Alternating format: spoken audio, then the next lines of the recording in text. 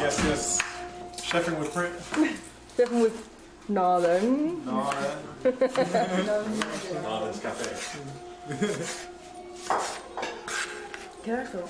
No. It's not a selfie. Oh, that's so cute. Go flip it so someone can see. Come on, get it right.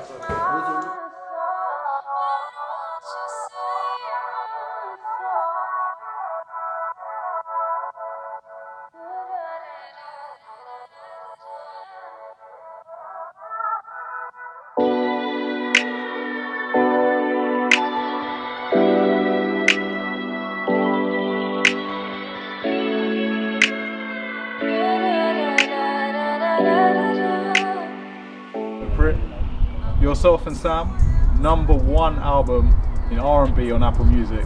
How did that make you feel? I think it felt quite surreal. I don't think it felt real. Right. I was just sort of sat there like, oh, wait, what? I think it's also because as independent artists ourselves, putting our own stuff out, not having a label backing was a huge deal to be #1 amongst so many other like albums. I think The Weeknd's album was on there at one point, and I was just like, okay, this is real. This is really actually happening. And also, as Tamil artists, there's not a lot of representation in the music industry. 100%. So having that kind of representation was a huge deal. I was just like, okay, cool. So we're doing something that's actually correct and right, and it just feels like it's gonna go somewhere. Like it's gonna happen. You're only getting older, age is just a number. Scary what they tell ya. Just cause you're a woman, you focus on my come up, then you wait for me to fuck up. Blame it on my Emma, cause she gave me too much freedom. Your son is out here wildin', your brother's acting childish. Your cousin says he's grinding, but we all know that he's lying. Why don't you mind your business? Who cares? So representation is obviously huge deal for you, like even in, so one of my favorite tracks of yours, Identity, straight off the bat, the title itself, you got I in there. So how important was that to you, like when you started your career and where you are now? Like what made you decide that that is definitely going to be like a part of my brand? I think it's because I was trying to figure out what made me stand out, and I realized the whole thing was just me being Tamil. But I think at the start of my career, I was genuinely trying to come away from that a little bit and try and stand out in a different way. Okay. And not to use that as exactly. And I feel like in the last couple of years, representation and like Tamil talent has just risen so much. 100%. So I feel like especially in lockdown, like there's so many people who out of nowhere you're just like, oh wow, like you're putting your time and effort into it and actually genuinely very talented. But then likes of you, like you're using that time to skyrocket, and it's amazing to see. It's amazing to see.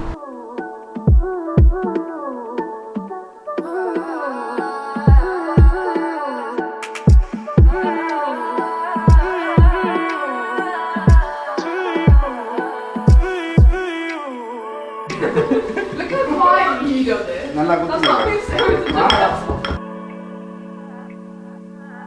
It smells so good though.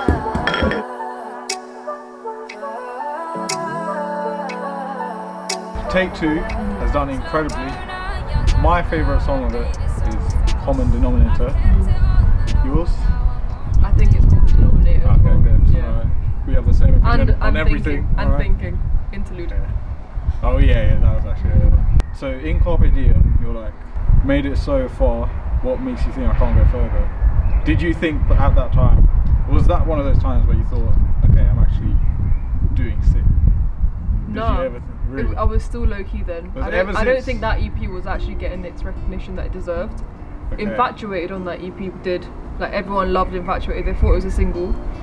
Of course, yeah. One of my favourites. I'd say top 2 for me. Yeah. And Carpe Diem did really well as well. But I think at the time I was writing from like a genuine point where I was just like, this is actually what I want to do. And I think I was getting a lot of opinions from people, not directly to me, through my parents. And I think the only reason why they started doubting it was because other people were telling them to doubt it. Right. So my parents were completely like headstrong, like you do what you want to do, we'll support it. Not my dad at the time, but my mum was like, you know what you want to do, like show them. Literally, that's what she said to me. Right. So I had that, and then sometimes she'd shift the blame onto me, or should shift like certain things, and she'd be like, is music really the ideal? And I think that was people kind of telling her, you know, like music isn't the place for a female Tamil girl, you know, she should be in an academic kind of field. Doesn't really matter what academics I was in, it was just any academic field apart from music. So at the time I was like, what makes you think that I can't go any further? Like, I've got the resilience, I've got the determination to keep going, so exactly. What actually makes you think I'm going to stop? No, that's communicated so well. So obviously, in Amma's advice, she's always saying, go for it. Mm-hmm. In identity, I'm like, oh, wait, what's going on here? But I guess that's exactly it. Like, this isn't going to be like some storyteller, my mum's always going to be as supportive, or always going to be backing. Like, everyone's going to have their switching opinions, and again, like, you communicated it so well to your fans, to me. But no, that voice note on identity is a real one. It's a real one. That was going to be my next question. No way, because it just, I don't know, it sounds too like well put. Really? For it to no, be my like, mum, it was from uni, so I was literally, I went out, or I must have like put my phone down for 10 minutes or something, and I get a phone call like, where the hell are you? And I was like, I didn't really go that far, I don't know what happened. The reason why I love it so much is she says all that, but then it's like, and it's like the whole meaning behind the track. That 1 second phrase just like defines exactly what you're talking about, and I think that's like, that put the whole thing together and put it into perspective. So Take Two is obviously done. Sick. How do you feel that some of your older songs that have, I'd say, a lot more like meaning behind it and like content wouldn't get as much recognition or blow as much as your newer stuff? Doesn't really, I think it used to faze me a lot because I'd put so much time into what I was making, and it wouldn't, not really recognition, it just wouldn't get appreciated like I would appreciate if someone else released the same kind of stuff. And then I realised that, you know, a lot of commercial stuff is pretty much like the first 2 seconds has to bang, otherwise, you know, it's not going to be, it's not TikTok generation, exactly. Right? So I've just kind of accepted that is the reality of music. So I know that when my time comes, it will come, and I've kind of like let that loose. And I think, especially with how my career's gone, it is proof that valuable music does actually bang, and people do actually appreciate it. And I'd rather have a group of people that genuinely support and love what I make than like people that pass and go. So commercial stuff doesn't really faze me now, but it used to piss me off. Like, it used to really irk me. I used to sit there and be like, I'm not releasing music, I'm tired. No way. So, I think, speaking for myself, my friends, like, maybe because we're Tamil that we can relate to it even more, but like the quality of it is just incredible. And then the fact, like, we feel blessed that you're actually able to represent on our side, and I just think it's amazing that we have you again. Huge role model, like we went through. So in identity, you are speaking on behalf of young Tamil girls, and they have someone who they can listen to, grow up on, and then hopefully use that as a step to then go do what they want in their careers, in their life. Don't compare yourself. Don't lose yourself. You are the best. உனக்கு நிகர் நீதான். ஒருத்தனும் ஒப்பிடாத. Better love yourself, believe yourself, enjoy your life. I feel like as a supportive parent, you can't expect them to be 100% on board sometimes. Especially as a Tamil woman, like a mum in the community that we're in. I feel like they can't completely be like, like, forget what everyone else has to say. They do think about other people. So I think the unrealistic opinion of them being like completely carefree, like not caring, is completely like wrong in my opinion. For me especially, it's like I would rather them unrealistic feel exactly dream, and I think people, because my parents are supportive, they think that they come with everything, and it's not completely true. So identity is pretty much like late night coming home, and like my mum's got a genuine fear of me being lost out there in the world, you know. So I feel like that's her that's her fear, that's her fear projected through anger. That's what it is. And then with Amma's advice, it's just her saying, you know, be completely free with who you are as a person, you know, don't let anyone dictate who you are as a person. And she's a bit of both, and I can't really deny that, and that is who she is as a person, so I can't really say much else. No, that's it. Shout out to your mum as well. That's big up. I don't believe in no shame. My eyes on the game, they're calling my name. I am what I claim. Don't believe in no shame. My eyes on the game, the call of my name. I'm what I claim. Welcome to the O2 messaging service. The person you are calling is unable to take your call. Please leave your message after the tone. To re-record your message, key hash at any time. Hello? Atika? Where are you? எத்தனை phone பண்றேன் எங்க நிக்கிற கடியாவா விட்ட பொம்பளை பிள்ளை இல்ல ரோட்டோட சுத்திட்டே இருங்க கடியாவா விட்ட. Obviously, like our Tamil brothers and sisters, you've got a big history of how you ended up here. Do you mind going through like your start to here? A lot of my independence comes from my parents. Wow. And the way that they've lived and the way they've kind of explained life to me. Right. So yeah, my dad at the start wasn't so supportive on the music career. Yeah. For him, he knew I could sing, he knew that I was talented, but he wanted something secure for his little baby girl, basically. So as the eldest child, I kind of had to set the what's it called?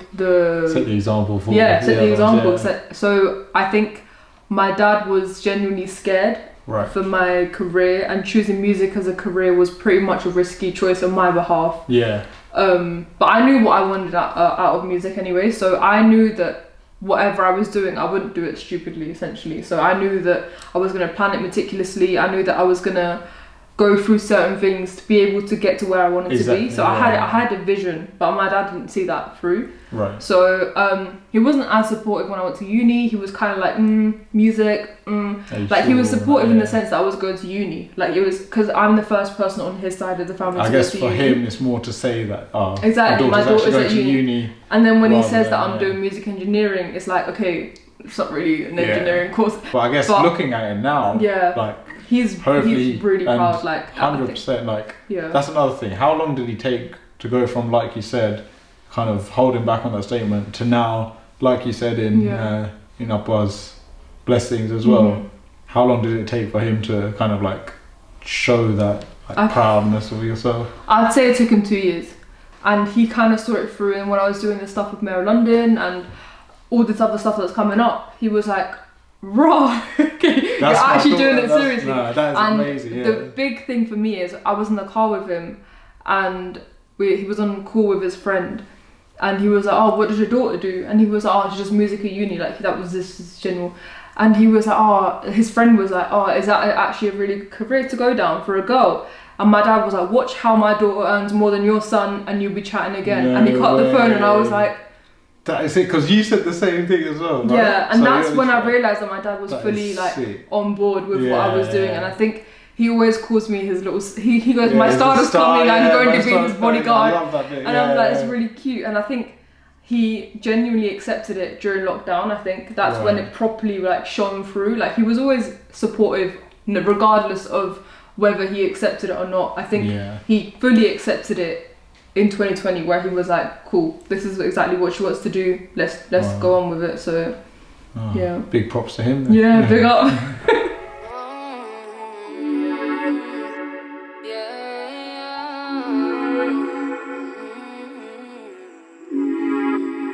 Drunk text all you want, babe.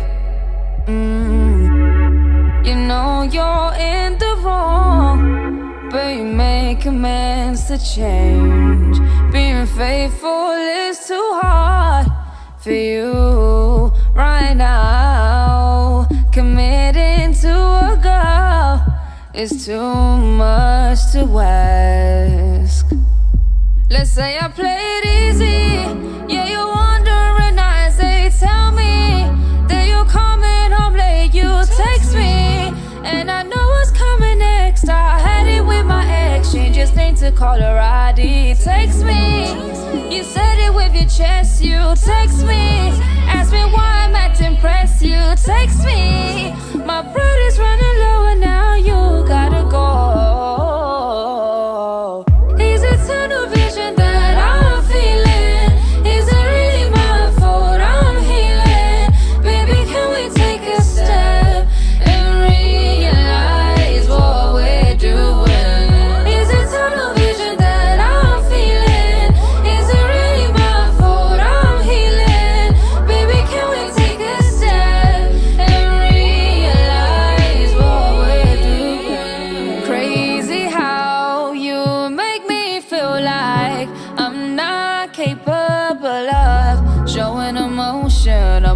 stare. Throwbacks of you and me, boy. Tables have turned on me, boy. Mama, she told me you were bad news. Man, I need some fucking booze.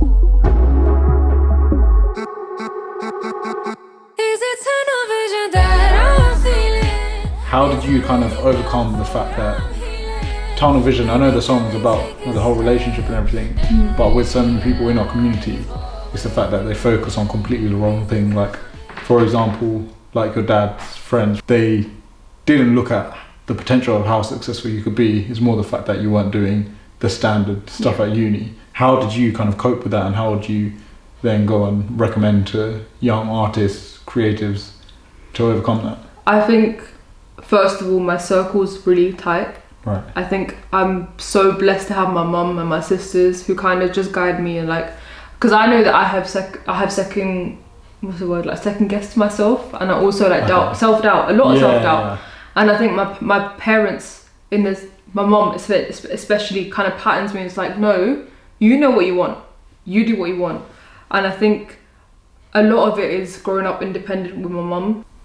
Yeah, so when it comes to tunnel vision, although it's about a relationship, it is pretty much talking about tunnel vision in the sense of like, let's say a relationship where you're being cheated on, right. You kind of think of it in one way. Yeah. You're like, cool, it's me and you against everyone, and then suddenly you've cheated on me, and it's like, okay, well, it's me against the world now. Yeah. I think a lot of my perception comes from my parents, right. And I've definitely gained a lot of experience being my dad's daughter. So my parents have both kind of raised me to be this independent woman that doesn't really need anyone else but myself to kind of stand on my own feet. And that's it. Yeah, I say like kind of as like an influential like artist, whatever. Yeah. Like I think you're portraying that perfectly. Like people can definitely see from your lifestyle, whether your music career, everything, they can see that you're focused on it, but don't let the other.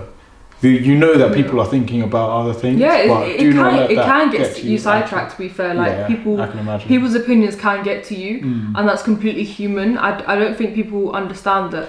Accepting that people do have different opinions on you. Like the popular opinion is that they like your music, but the unpopular opinion is that they don't. And it's quite difficult to accept that exactly. Yeah. And especially when it's people that are close to you, people that you know of, or friends of friends, saying like, I don't actually like her as a person, but I like her as an artist. Really? That's calm by me, but that is essentially what the artist side is. Like, I'm not here to please everyone. Yeah. At the end of the day, so if you don't like me as a person, that's calm. Exactly. Like, support the music and move on. I've kept it on the low, and now I'm on your radar. I was naive to believe that what you give you receive.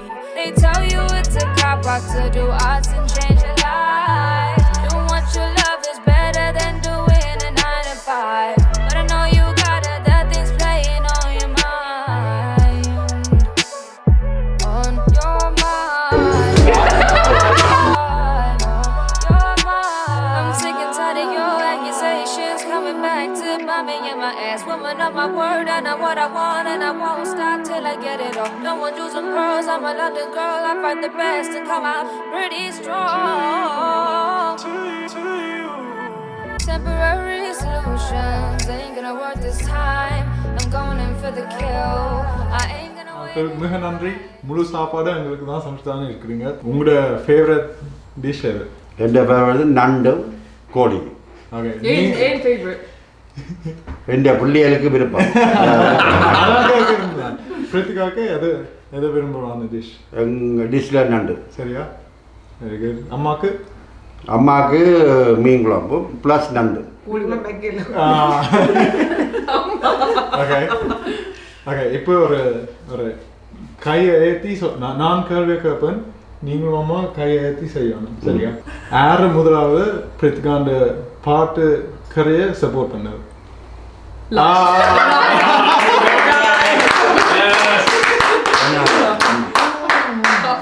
என்ன அம்மா?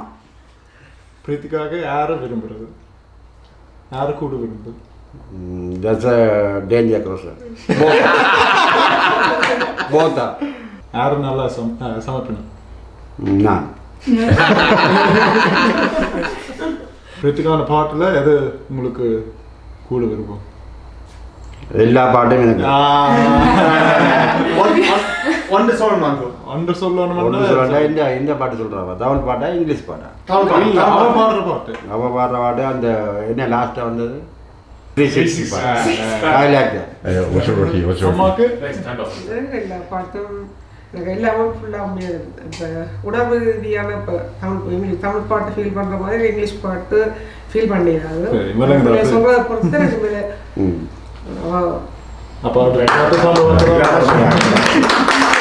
ரெண்டு பேர்ல யாருக்கு வந்து குரல் better like யாரு நல்ல பாடுவேன் ரெண்டு பேர்ல ஒன்ஸ்டாக சொல்லணும் அம்மா பாடுவா அப்பா ரசிப்பா பாட்டு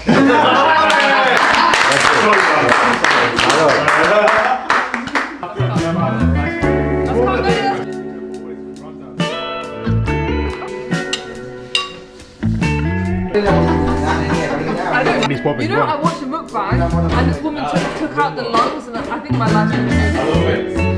I've never seen the lungs of like. You don't like it on the rice? On the Rocky? You'll be on the Rocky as well, right? On the Rocky? You'll be able to flavour profile. We've got an incredible feast here. Is this like a normal thing at home? I don't think it's as normal as having 2 curries. Yeah. But I reckon like 1 curry, side dish, and like a main is completely normal in this house. Crab for me is like a never basically. Really? Like once a year, rare? maybe once a year. Yeah. I know. My dad, I think the same with my dad, but he is very much like the lenient dad. So he'll be like, oh, if you want to, okay, let's go again. Nah, it's a big event when we do the number coming out. But all right, just to go through: crab curry, aubergine chicken, 46 roti. Your dad has gone ham. I love it. Do it again. Yeah, where do you want to start? I usually go. I'm a bit fat like this. I go for roti with a bit of rice with a bit of curry. Okay. What curry though? Easiest is probably chicken, right? Yeah.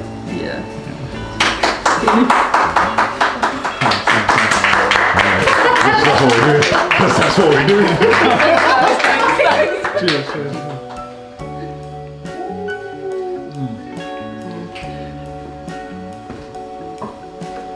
Chicken curry tastes like chicken curry from back home. It's banging. Where would you rank Tamil food compared to other cuisines? 100 out of 10. Compared to other cuisines? 100%. I feel like you got to rep your roots. 100%. So what makes it like so special for you, rather than like the whole nostalgia about it? It just bangs. It just tastes so much better. I'm a huge spice like fanatic. Right. That's what it is really. No, this is like chicken curry alone, so spicy. Even the rice is like a biryani style, but they made it so quickly, so easily. Parota, you'll see, freshly made, so crispy, so soft as well, but super food. Crab curry. That's it. Curry super flavor irukku ana nanduku poyekka uncle round of applause.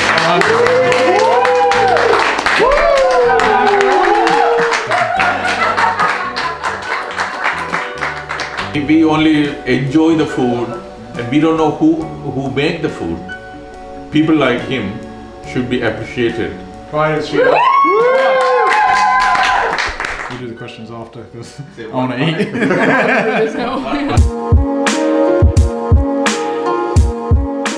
Do you mind quickly taking us through Collective Soul? Yeah. So Collective Soul was basically a passion project that started in 2nd year of uni, and it was basically to kind of highlight talent outside of a certain genre, a certain community, I guess, and just trying to highlight underrepresentation essentially. That was the big thing, I think. There's not a lot of representation in the industry. You kind of see the token, you know, black person or brown person or whatever, and that's it. So it's quite mad. So that's how Collective Soul started, and then I really enjoy kind of curating stuff together and just putting stuff together, like basically adding extra stress on my head. Like I love it. I actually love it. So she says this now, and then in about so the next track's gonna be like, I've got too much stuff on my head right now. Alright, cool. Made it. But then, would you say like that's something that obviously you've probably experienced that personally, and then you're trying to be that that helping hand to whichever next creative is coming up? Yeah, I think there's just a lot of stigma around the fact that you know, once you're an artist, you're really secretive about where your career goes or like how it starts out. Yeah. And I want to be completely real with it and be like, this is how I started out, this is what I did, and just kind of give people like the insight that I never had. Because even when I first started out, people weren't like, yeah, go to this A&R, go to this label, go to this, like people were like, no, label is the way, you know, the only way you can be successful is through a company essentially. So I literally only had that mindset for ages. I felt like I was trying to be someone that I wasn't, and it's because I didn't have a lot of guidance. No one wanted to kind of be like, nah, Pritt, you need to like be true to yourself and do this instead. So being able to provide that for someone who looks like me or hasn't had the same privileges as other people in that like same bubble, and also creative careers in itself all intertwine. You know, videographers are always looking for artists to work with, producers are always looking for videographers. Like there's always a link between all creative fields, so trying to bridge that gap is literally what a collective soul is. No, that's incredible. Thank you.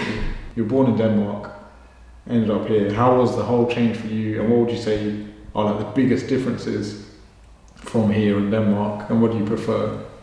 I don't think I actually talk about Denmark enough. I think people just think I'm from South. Exactly. And that is literally what, it's probably because that's all I say. So I came here quite young, so a lot of what I know is literally what my parents have taught me. Okay. But from what I've seen from pictures and community and people that I've grown up around, it's a very simple lifestyle out there. It's kind of just, it's very community orientated, and I think. So the picture in Transparency, is that you back there, or is it? No, is those are all holidays, but they were with people that I think we must have just come from Denmark or something around those times. So it was all quite fresh, anyways, at the time. But I think my upbringing has been quite different to, let's say, UK Tamils, just because I've had that transition from a different country, and I think there as well, their kindergarten's a lot later. Do you think that culture change, or maybe like that initial culture in Denmark, kind of pushed you towards like a musical career, or even your parents? My mum was a lot more. Yeah. Like I was on IBC, like radio shows. No. Like IBC Mama and stuff like that. So there's like voice recordings of me on IBC, and I did that from the age of 2. So my mum was on it from young, so I think she had a lot more time with me in comparison to my sisters. Okay. And that's probably why I probably grew up in the more creative realm of stuff. Oh, the more you know. So Pritt, more than any of our other episodes, we're not like going into a restaurant, like getting food, whatever. Like you've brought your family here, blessed us with some incredible food. So on behalf of myself, the rest of the team, I want to say huge thank you. Like we said, we're all big fans. So one more favour for us today. Would you mind singing a little something? Yeah. Okay. Let's hear it.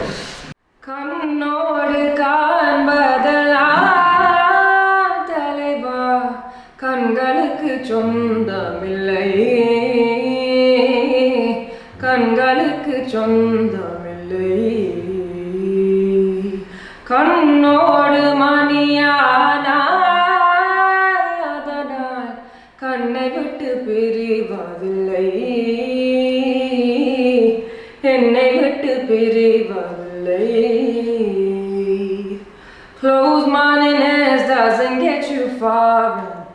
Where do you think I get my funds? And made it so far, what makes you think I can go further? I've heard the most from you, always out the blue.